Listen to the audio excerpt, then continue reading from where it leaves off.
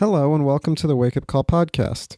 Today we are speaking with Dr. Mohammad Sahimi about modern Iranian history since 1979. Dr. Sahimi is a professor of chemical engineering and materials science and holds the NIOC chair in petroleum engineering at USC. He is a former political columnist for the Tehran Bureau, has written extensively about Iranian politics and the Iranian nuclear program for many years, and his articles have been featured in the New York Times, the Los Angeles Times, the Wall Street Journal, and numerous other prominent publications. You can follow his work at his website, imenews.com, and on Facebook. For more information, please see the show notes page for this episode at wakeupcallpodcast.com/Iran-history-2. So in 1979, there was the Iran hostage crisis. Could you explain how that affected the relations with America and what the response to that was? Yes, one of the worries that Iranian revolutionaries, supporters of Ayatollah Khomeini, had was that the United States might try to stage another coup similar to 1953 or work with the remnant of imperial army within Iran to overthrow the newly revolutionary government. And that was always a concern of supporters of Ayatollah Khomeini. On the other hand, the government that had taken over in Iran after the revolution, that was led by Prime Minister Mehdi Bazagan, was a relatively liberal government that believed in close relationship with the United States. Prime Minister Mehdi Bazagan thought that because of the Soviet Union and its power, Iran needed to be to have close relationship with the United States and Western power in order to protect Iran. So there was also a gap between the revolutionary slogans of Ayatollah Khomeini and the provisional revolutionary government of Prime Minister Mehdi Bazagan during the first year of revolution. Then, a few weeks before the hostage crisis, Prime Minister Bazagan and his foreign minister, Dr. Mohammad Yazdi, and his defense minister, Dr. Mustafa Kamran, met in Algeria with Brzezinski and talked about Iran-United States relationship. That greatly alarmed the revolutionaries in Iran, the supporters of Ayatollah Khomeini, thinking that the United States, through the government of Bazagan, can make a comeback in Iran, which was, of course, not true because Bazagan and his lieutenant were true nationalists and wanted to protect Iran. And while they wanted to be independent and have an independent Iran tending to its own affairs, they also wanted to have good relationship with the rest of the world. So just about a week or so later, after the meeting between Bazagan and Brzezinski in Algeria, we had the hostage crisis. University students that called themselves follower of Imam's line overran the U.S. Embassy in Tehran and took about, 65 or 67 people hostage. They released about 13 of them, and then 53 or 54 of them remained hostage until they were released in January of 1981. The first day that they took over American embassy, Ayatollah Khomeini had ordered security forces to go to the embassy and expel the students and return the embassy in Tehran. In fact, 10 months earlier, just a few days after the overthrow of the Shah, secular forces had also overrun U.S. embassy, but they were quickly expelled by a new revolutionary government, and the embassy was returned to the embassy staff. This time, Khomeini, the first day of hostage crisis, did the same thing. But by the evening of that day, there were huge demonstrations in front of U.S. embassy in Tehran, and Khomeini realized that he can actually use the support that people were showing out on the streets against United States to his own advantage. Prime Minister Mehdi Bazagan opposed this, and therefore the next day he and his government resigned. And Khomeini came out in support of U.S. The takeover of U.S. embassy in Tehran. There were huge demonstrations, and even though the original student leaders had thought that the crisis would be over in a few days because they just wanted to create a conditions whereby the United States and Iran would cut off their diplomatic relations for a while, so that there would be no danger of U.S. embassy in Tehran acting as some sort of a conspiracy in their view, the way the U.S. embassy had done in 1953. But it dragged on, and the government that was supported by Ayatollah Khomeini could not easily release the hostages. At the same time, the Shah, right before the hostage crisis, the Shah of Iran had been admitted into the United States for medical treatment. He had cancer, and he had sought medical treatment. When the embassy was overrun by the students, they demanded the return of the Shah to Iran so that they could put him on trial. And because the United States refused to do that, the hostage crisis dragged on. And the way student leaders of the hostage takers saw it, this was basically another attempt by the United States, by bringing the Shah into the United States. It seemed to them that this was another attempt by them to restore the Shah's rule and overthrow the revolution. And because the United States refused to return the Shah to Iran, that basically told the students that they're thinking about the motivation of the United States behind bringing the Shah to the United States was correct. The Shah later on left the United States, of course, but by then the hostage crisis had become very complex. President Jimmy Carter cut off diplomatic relations with Iran in April of 1980, and also froze Iranian assets that totaled tens of billions of dollars, and expelled the staff of the Iranian embassy in Washington. And therefore, things drag on. Then a hostage mission, a hostage rescue mission was attempted that failed in April of 1980, and a number of U.S. special forces were killed in central desert in Iran, and that also added to complexity. At the same time, because of the hostage crisis, the United States encouraged directly the government of Saddam Hussein to invade Iran. When Ayatollah Khomeini came to power in February 1979, he used very harsh rhetoric against Saddam Hussein, and therefore Saddam Hussein was feeling totally insecure. Before the hostage crisis, the US had warned the Iranian government that Saddam Hussein army was moving a lot of its forces towards Iranian border, and there may be an attack or invasion by Saddam army against Iran. But after the hostage crisis, the communications between Iran and the United States was basically cut off. And because the United States couldn't solve the hostage crisis with Iran, and realized that Ayatollah Khomeini was not going to be a leader that the United States could basically deal with, it encouraged the Saddam Hussein regime to attack Iran. As a result, in September of 1980, Saddam army marched into Iran. Saddam was also of the thinking that because of the revolutionary chaos in Iran and the hostage crisis, and the fact that a lot of high-ranking Iranian officers had been executed by the revolutionary government, the Iranian army was in total disarray, and therefore it can easily overrun Iran, overthrow Khomeini, and basically put a puppet government in Tehran. That didn't materialize. Iranians resisted.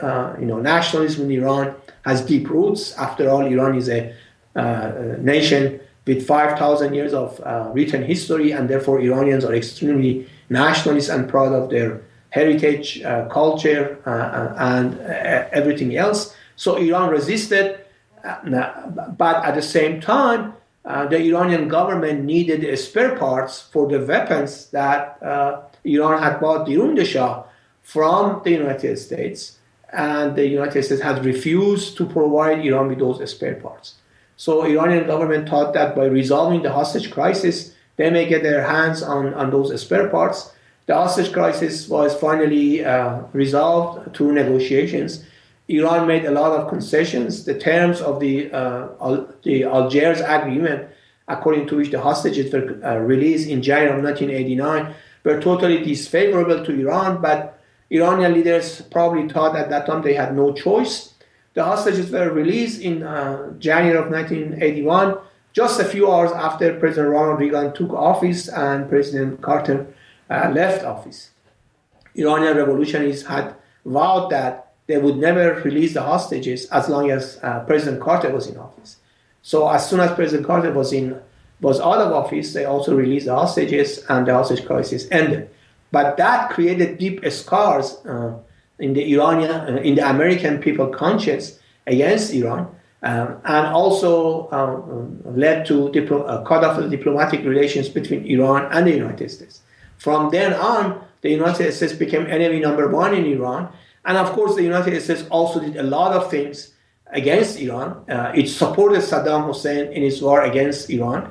When Saddam Hussein bombed Iranian troops and population centers with chemical weapons, the United States did not move a finger. It did not protest it.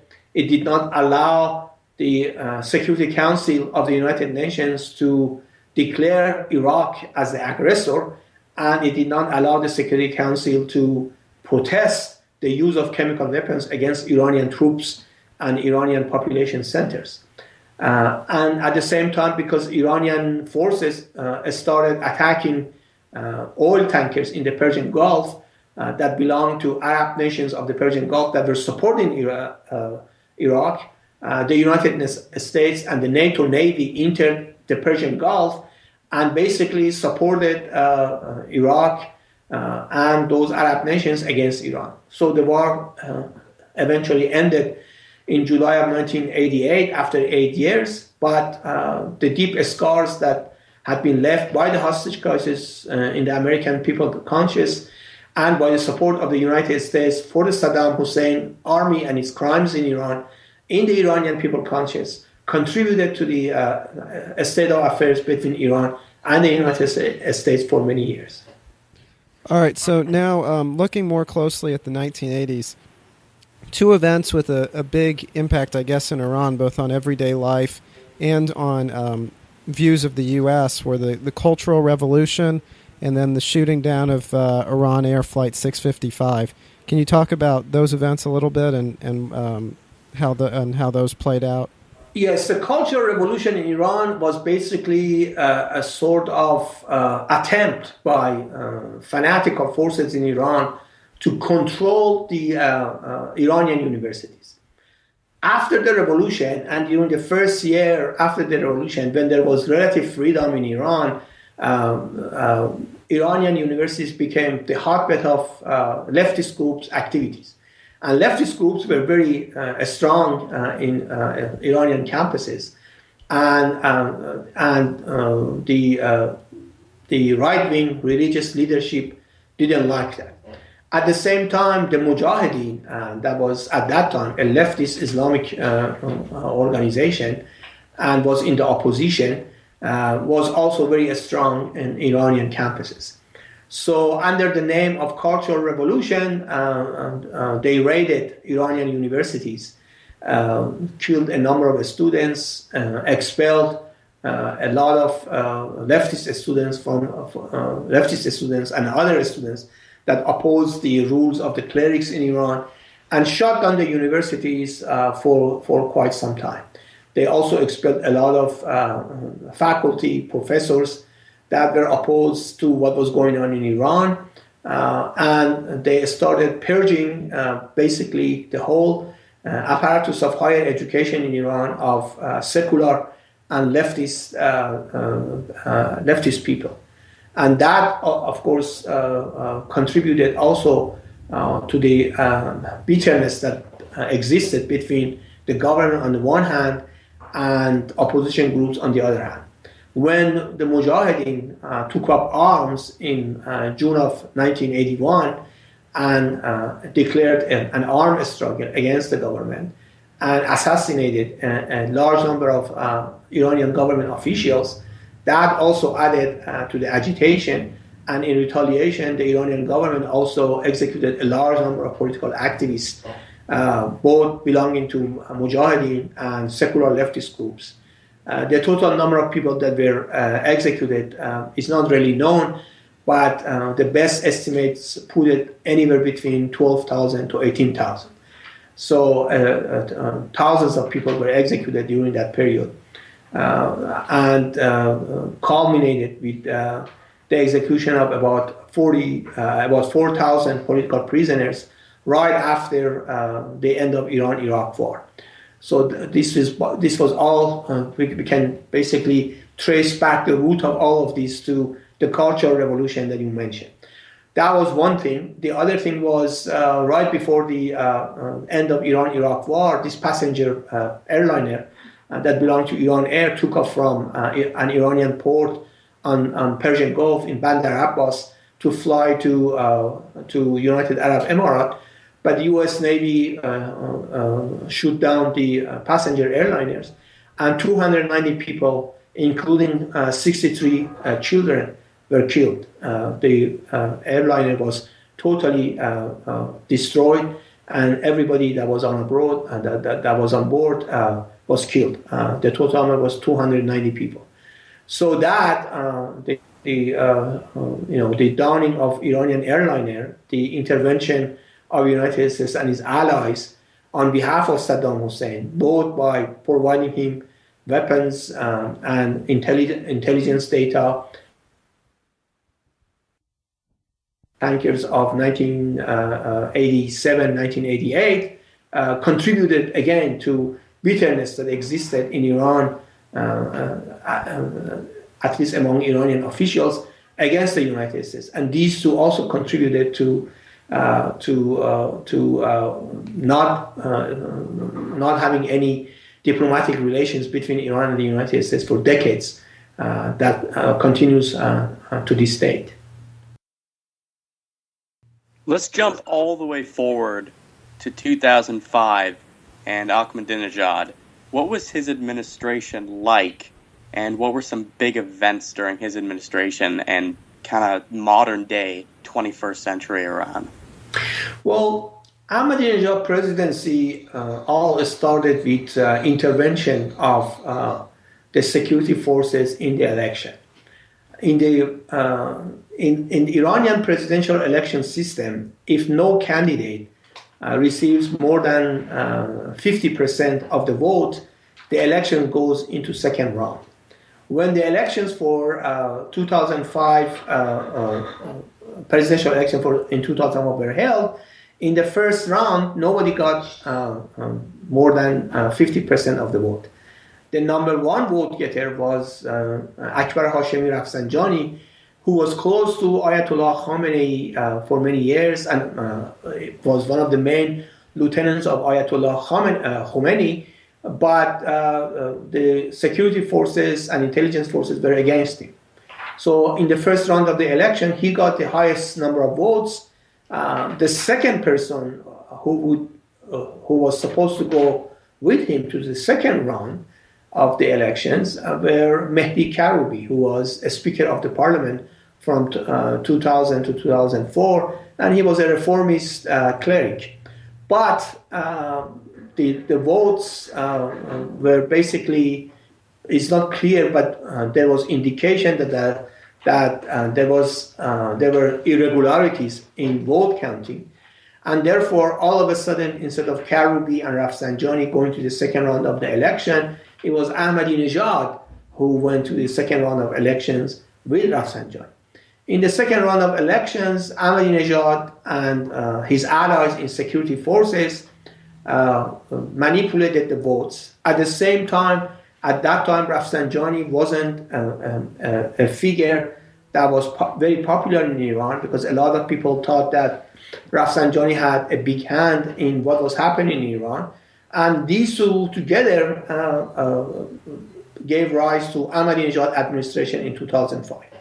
After the election, Karoubi, in a public letter, accused Khamenei's son, Mojtaba Khamenei, and security forces for manipulating the votes and giving rise to Ahmadinejad coming to power. So when Ahmadinejad took over, he basically brought radical groups of former security officials and IRGC, the Revolutionary Guards officers, with him to the government. He also, his government was also a right-wing government opposed to any type of freedom of expression and political parties. So his rule was basically one of the worst repressive era in Iran after the revolution. At the same time, his government was vastly corrupt, and the depth of corruption is still unknown 2.5 years after he left office. But what we do know is that during his 2 years presidency from 2005 to 2013, a lot of national resources were plundered by forces that were allied to him. One of the things that he did was he gave a free hand to security forces to enter economic sector of Iran. This had actually started during the Rafsanjani administration from 1989 to 1997, but it accelerated during the Ahmadinejad era. He gave contracts worth tens of billions of dollars to the engineering arm of the Revolutionary Guards that in Iran is called the Khatamul Anbiya, and also to thousands of corporations that have been founded by forces that were linked to security and intelligence forces.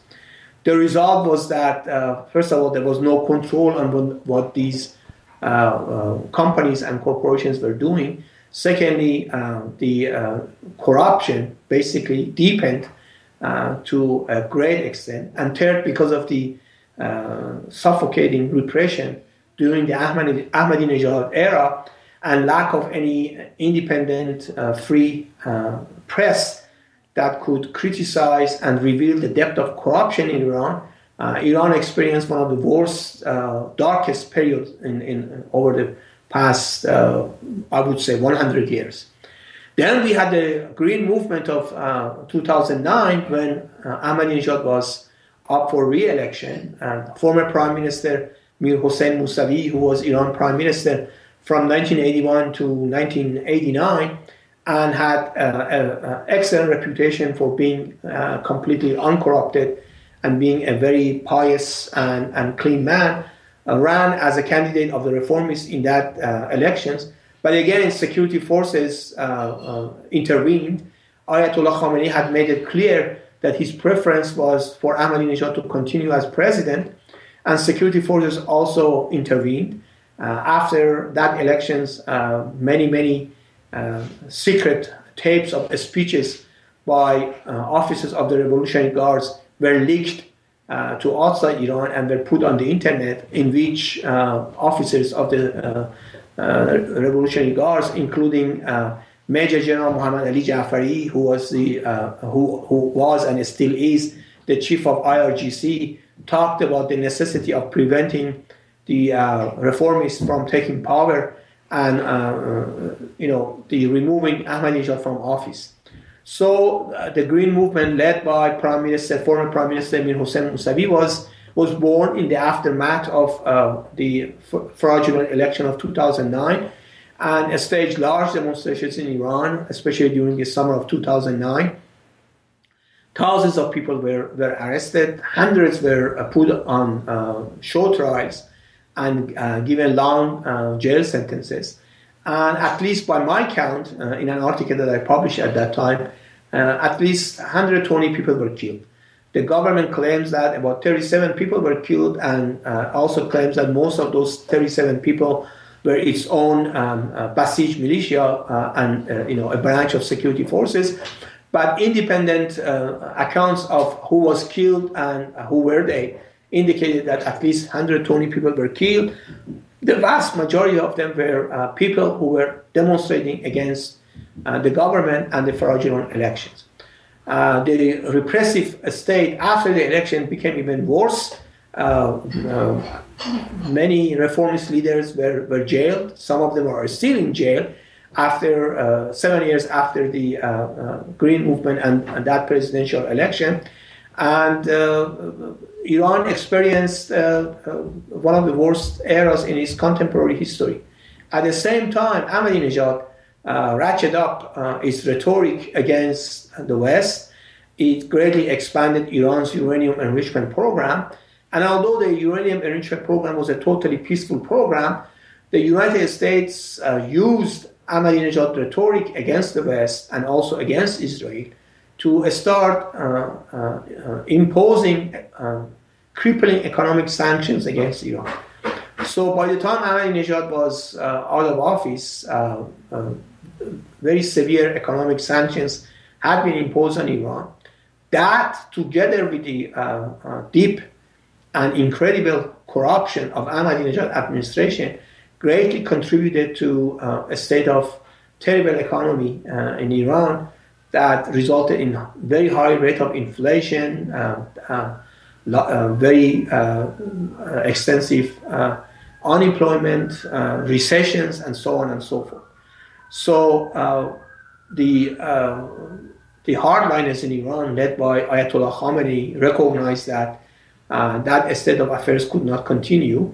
And therefore, when President Hassan Rouhani was elected in 2013, the vote of people were basically respected. Rouhani was elected as president, and he began negotiations with the United States that eventually led to the agreement between Iran and the so-called P5+1, the United States and its allies, and led to a nuclear agreement that we have today now.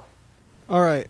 So I guess we're going to start wrapping this up. But before we do, really quickly, if you could talk about internal changes under the Rouhani administration, and then also what life is like for religious minorities in Iran, since it has a theocratic constitution and has a theocratic government. What is life like for the handful of people in Iran that practice a minority religion? Okay, Iranian constitution recognizes Judaism, Christianity, and the Zoroastrian religion as legitimate, and therefore the adherents of these three religions are more or less free to practice their religion. However, there is a limit to this freedom. For example, about 10% of Iranian population belongs to the Sunni sect of Islam. 90% are Shiites. And the Sunnis are also limited in some of their practices. For example, the Sunnis have not been allowed to have their own mosque in Tehran, even though Tehran is a large city with about 12 to 14 million population, and Sunnis have not been allowed to have their own mosque. Another religious minority, the Baha'is, is not even recognized by the Iranian government. Many of its leaders have been jailed, and many of the children of the Baha'i families have not been allowed to enter Iranian universities, to get education in Iranian universities. So the Baha'i minority has been under great pressure by the Iranian authorities. There have been some arrests of some Jewish leaders in Iran over the past 37 years. But by and large, Iranian Jews have been free to practice their religion. At the same time, the Iranian government did not prevent Iranian Jews from leaving Iran and eventually going to Israel. According to Iran constitution, Iranian Jews have their own representative to Iranian parliament.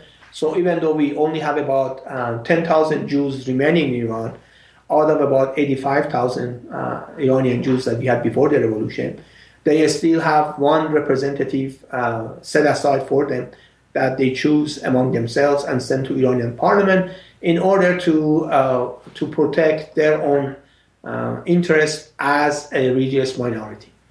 Armenians choose two representatives to Iranian parliaments, and Assyrian and Zoroastrian choose, each of them choose one.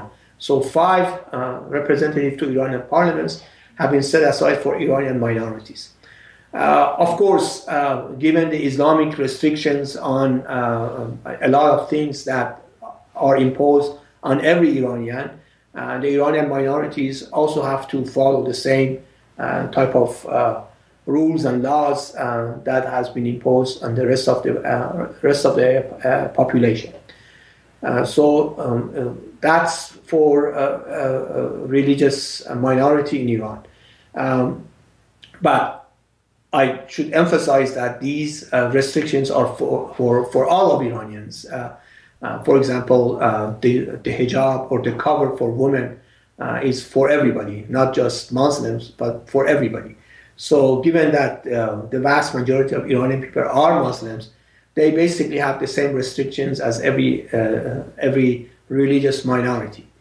But as I said, there are religious minority like Baha'i that is not recognized, and they basically suffer under the Islamic Republic. And there have been attempts outside Iran to report on the state of Iranian Baha'i minority in Iran. And even though they probably are the largest religious minority, I think their adherent number around 700,000, which is larger than any other religious minority, but it's not recognized by the Iranian constitution, and therefore they have always been under pressure by the authority throughout the Iranian history after the revolution. Okay. Thank you very much.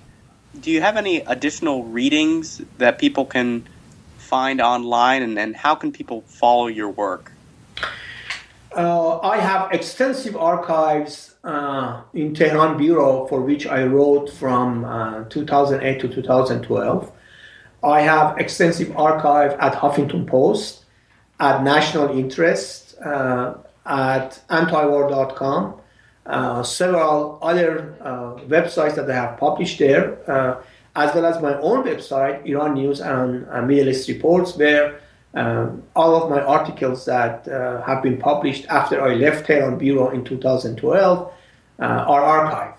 So there is a very extensive archives of my articles about Iran's development over the past many, many years, both political, cultural, and also my extensive writing on Iran's nuclear program that people can easily find in these websites. Let me also add one point that you asked me and I forgot to respond to.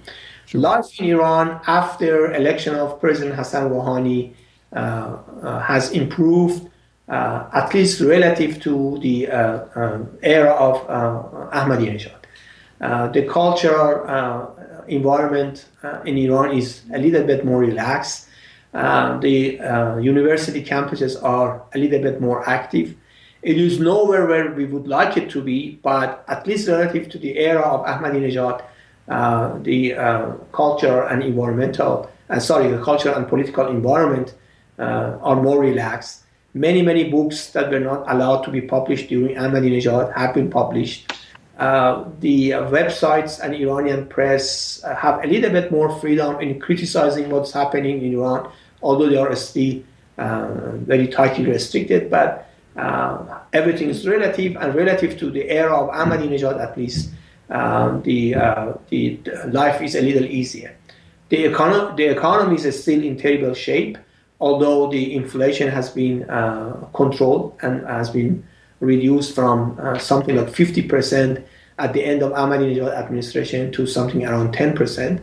Unemployment has decreased a little bit, but because of the vast corruption of Ahmadinejad administration and the economic sanctions that were imposed on Iran and were only lifted recently, a few weeks ago, the economy is still in bad shape, but there is hope for a better economy in the coming year. And in fact, International Monetary Fund and the World Bank have predicted that Iran would experience an economic growth rate of 5 to 6% during 2016 and perhaps 2017. All right. Well, on that note, I just want to remind everyone that the show notes page for part 1 of this interview will be at wakeupcallpodcast.com/Iran-history. And that one covers modern Iranian history through 1979. Part 2 of this interview can be found at wakeupcallpodcast.com/Iran-history-2. So that's the place to go for the show notes page for part 2, which covers modern Iranian history since 1979. And we will link to all of the websites and resources you mentioned on those show notes pages. So thank you for joining us today. I know we kept you way over time, but thank you for being so generous with your time today. Thank you so much. Thank you for having me in your program. I enjoyed it. All right. Well, thank you very much. Take care. Take care. Thank you for listening to this episode of the Wake Up Call podcast. If you would like to listen to more episodes, please subscribe, rate, and review the show on iTunes or subscribe on Stitcher. And check out our website at wakeupcallpodcast.com. There you will find show notes pages and comment sections dedicated to the show. You can also email us at contact@wakeupcallpodcast.com if you're interested in being interviewed for the show or have any other suggestions. Thank you.